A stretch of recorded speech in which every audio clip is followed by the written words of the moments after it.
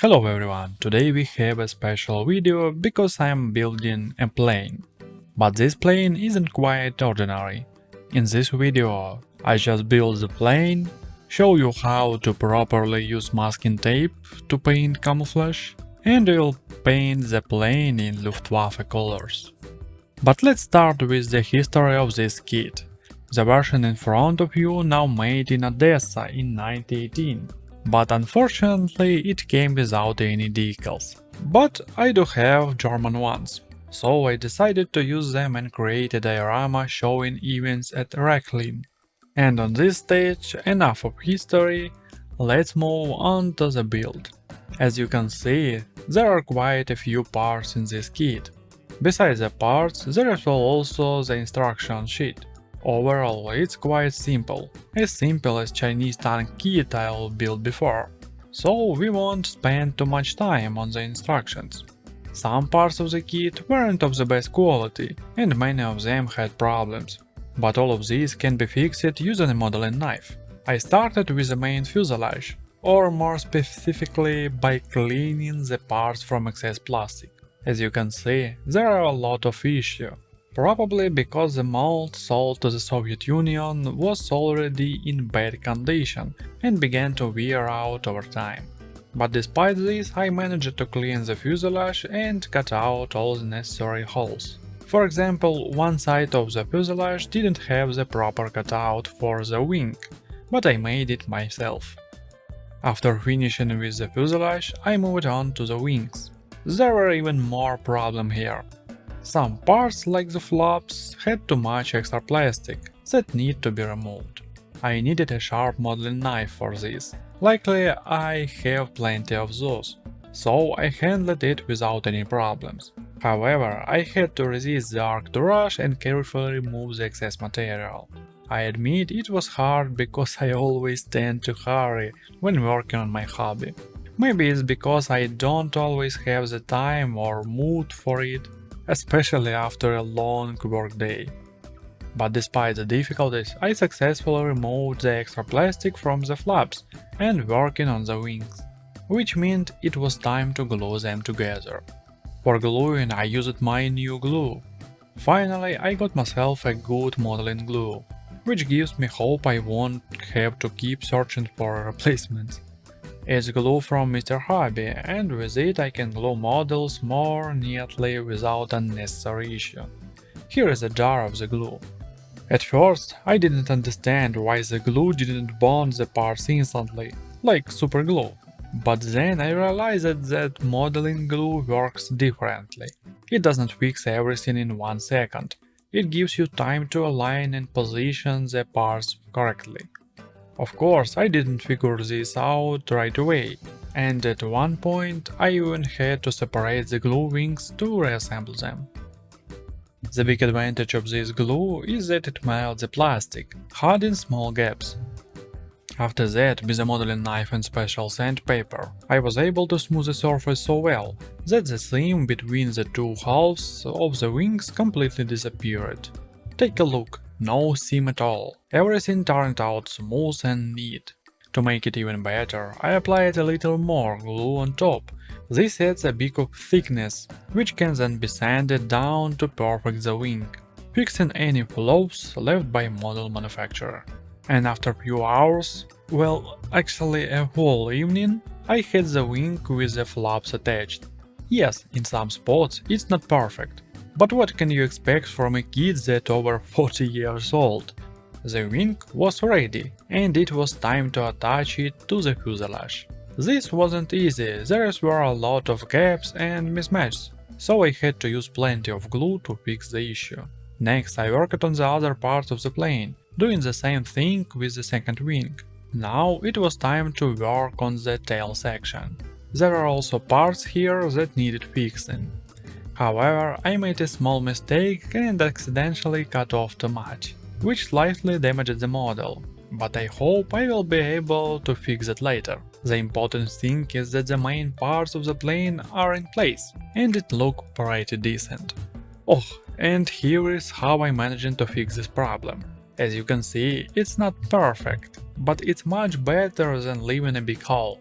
Now it's time to work on the plane's landing gear. Unfortunately, some parts were damaged, and I had to think about how to attach the wheels inside the gear. The landing gear of the Fokker is quite unusual. It doesn't retract like in World War I planes, and it looks more like big floats or skis with wheels at the bottom. I handled these parts the same way as the others. I glued them together, removed excess plastic and sanded everything to get rid of the extra plastic that wasn't needed. And this detail looks beautiful. After a long preparation, it was finally time to pull all the pieces together. Thanks to the new glue, everything went smoothly. By the way, I understand that I probably don't know all the useful tools for model builders. So I will be happy if you could suggest something in the commentary. Sadly, I don't have anyone to talk about the things with, except for the guys from the model makers community on Reddit. And here is a little shout out. These guys are awesome. But let's get back to my Fokker. As you might have noticed, we are now at one of the most important steps, gluing the two halves of the plane together. But before doing that, I remembered something important – the engine. Unfortunately, the engine got a bit damaged during shipping, since I bought this kit at a second-hand auction, and it didn't have a box. And as you know, if a model travels without a box, the chance of damage is higher. Luckily, everything turned out fine, and I was able to restore the engine and glue the propeller on.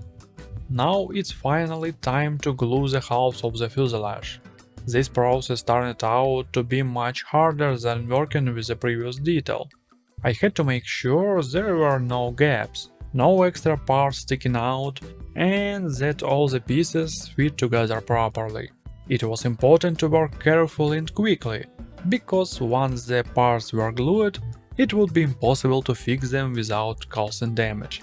Fortunately, my glue allowed for small mistakes, which made things easier. After gluing the two halves of the plane, I realized that I was missing a few parts to complete the model. The kit didn't include them, so I had to make them myself out of plastic rods. There were support pieces for the tail section. While it wasn't a difficult task, I think these parts added a nice touch to the model. Funny enough, I later discovered that this piece was in the kit, but its quality wasn't great, so I chose not to use it. After that, I carefully smoothed out the entire plane with a modeling knife and sandpaper to get rid of gaps and rough spots. Then I added small details and attached the engine in place. All that was left was to add the weapon and the rear wheels. I hope I got the terminology right. Plane fans, don't beat me. Don't be angry at me. And here we go. The model was assembled. To be honest, by today's standard it looked like a 4 out of 10. Since nowadays you could even make something better with a 3D printer. But considering the age of this model and the condition it has survived in, it's pretty amazing.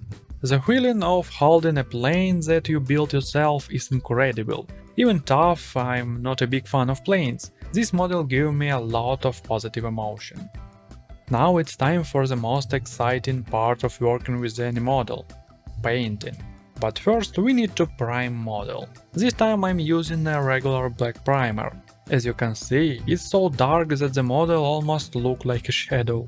After that, I planned to do a pre-shading effect, but after a failed attempt, I decided to go with olive green as the base color before adding the rest. I want to paint the plane in camouflage colors, so the next step is using masking tape.